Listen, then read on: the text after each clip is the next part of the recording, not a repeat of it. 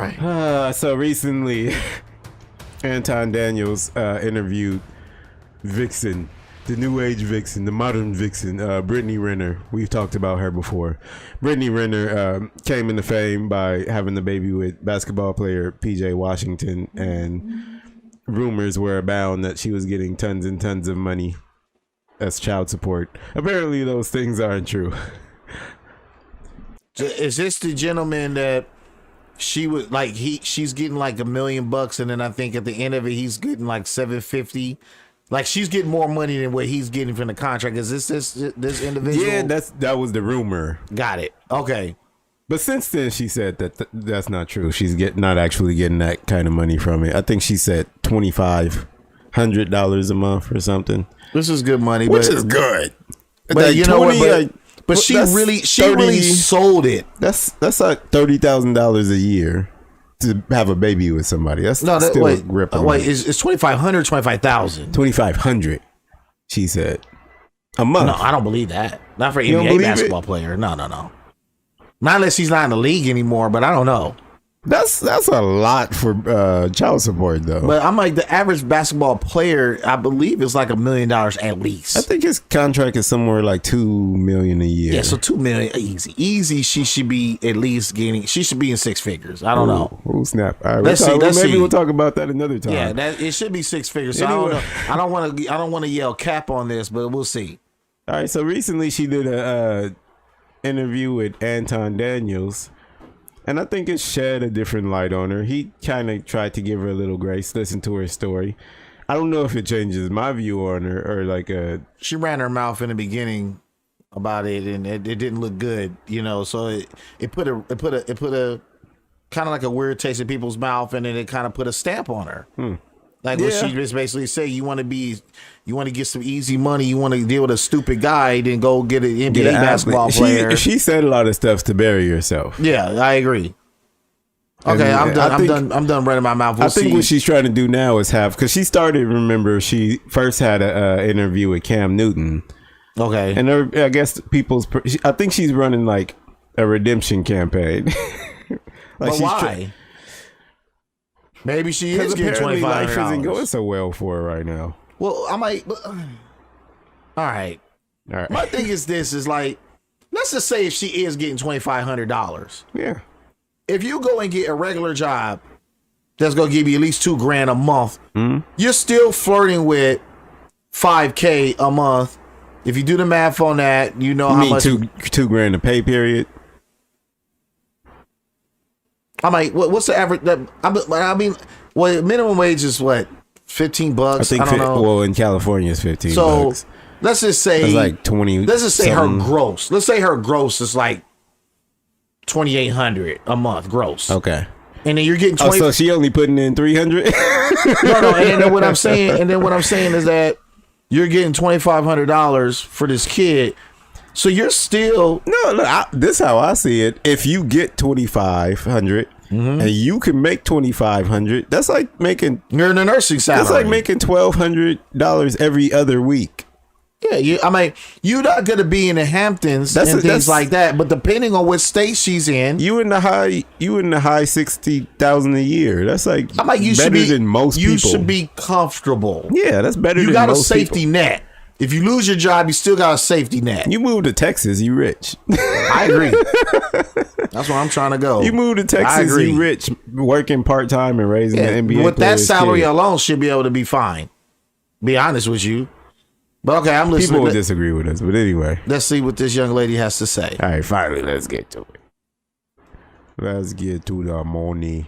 When the credit card was cut off, when I was told that there was just, a change of cards coming in. So it's just cut off altogether. When he cut my credit card off, when he kicked me out of our house, when he took the car keys away, because I got rid of my Benz because he got me a Bentley, but he didn't put it in my name, so technically it wasn't mine.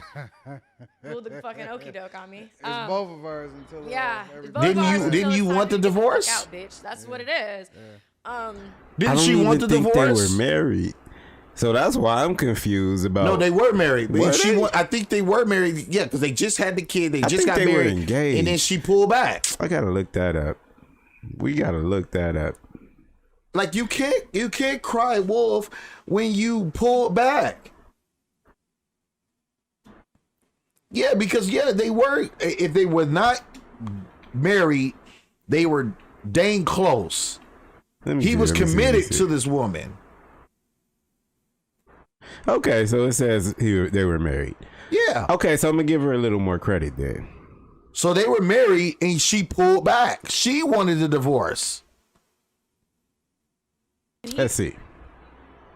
Ripped the rug from under me, and I had to go. Because you left the marriage. 2-bedroom, 1 bath with, mind you, so I was sleeping in the bed with my mom and my baby, and then my sister occupied the other room, and we had like 8 dogs total. So there are all these dogs, 4 people in this 2-bedroom, 1 bath house, and all these rumors are $200,000, and here I am in this rink-a-dink ass house. So why were you quiet?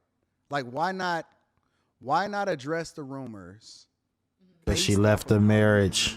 You know, how you feel like you were treated. Like, why not quell it immediately? Because my heart was broken. That's not an You answer. have that nature about you, and I'm gonna skip around a little bit because in the same way that you choose not to mention him and protect him, I think that even though you are, and I'm gonna give you a little bit of credit right here, right? Okay. The thing that even in the car when we talked off camera, and even when I see you on social media, you tend to take responsibility and ownership of your situation, but you protect guys in a lot of ways that people don't even really understand that you protect them. I don't get that impression from her that she takes responsibility and credibility for murders. I just saw her on an interview where she was discussing with another dude she was talking about why women's body count shouldn't matter to men, and why, because men's body count doesn't matter. And the dude had to explain to her that sex, the act of sex, the quantity of sex and the value of sex is different from men or women. We're looking for a certain thing when we're picking a wife, or a girl, or like a partner, than the wife is looking for. Like, a woman can go stand outside and just sit there with a sign around her neck that says want sex right now. She go get a million dudes pull over throughout the day. A dude do the same thing, he might get arrested. Don't mind my leaning back because she capping.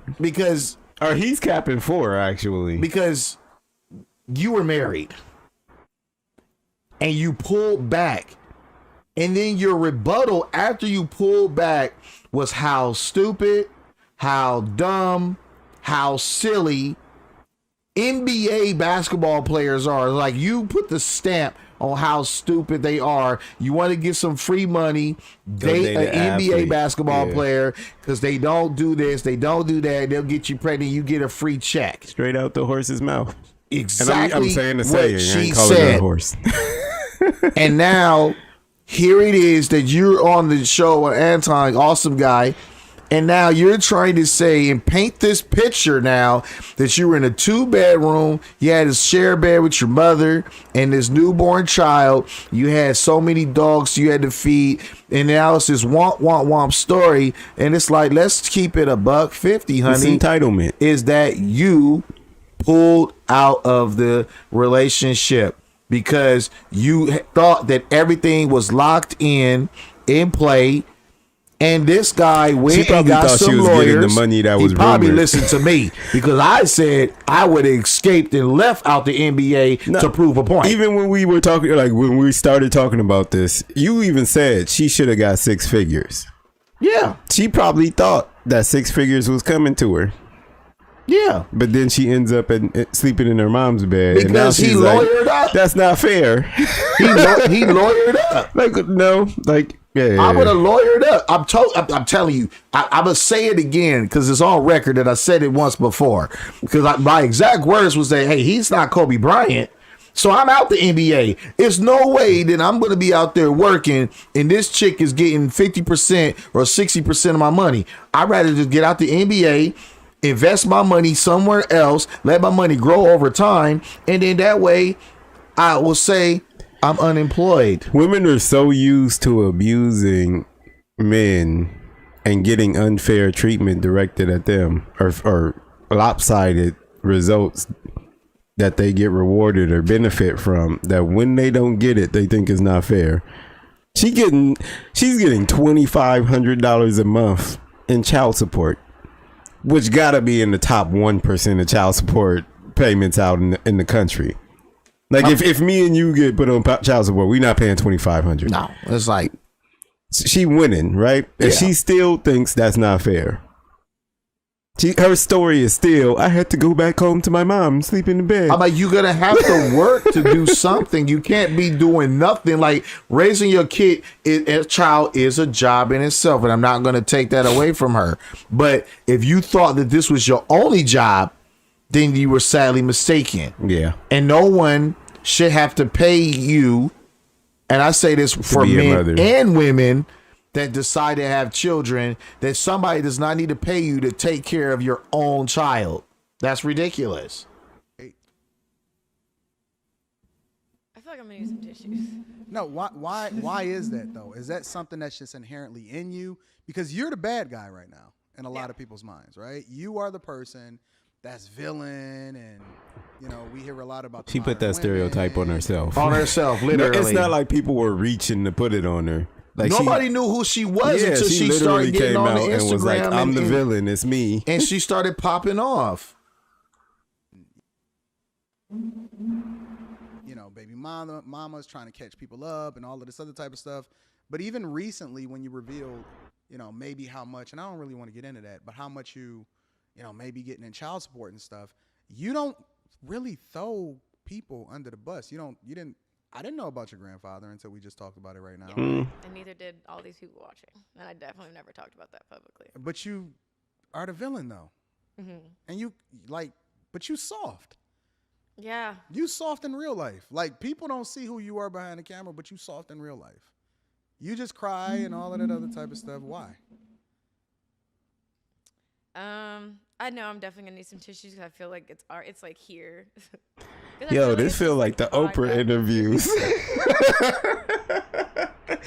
You know, like if Amber Heard goes on Oprah or Gail, they'd be like, "So Amber, why do people look at you in that certain light when it seems like you're the victim of this situation?" This is the first time. And Amber's like, "Well, I just don't think people see me for who I really am." Like. This is the first time, because we've seen lots of stories on this particular screen. This is the first time we've seen her say things out of her own mouth. This is the first time that a story leaned me back on the sofa like it just did. Because now I'm trying to think, what is your ulterior motive now? What is it that you're trying to obtain right now? Something's up. She's trying to okie doke her way into a different lane.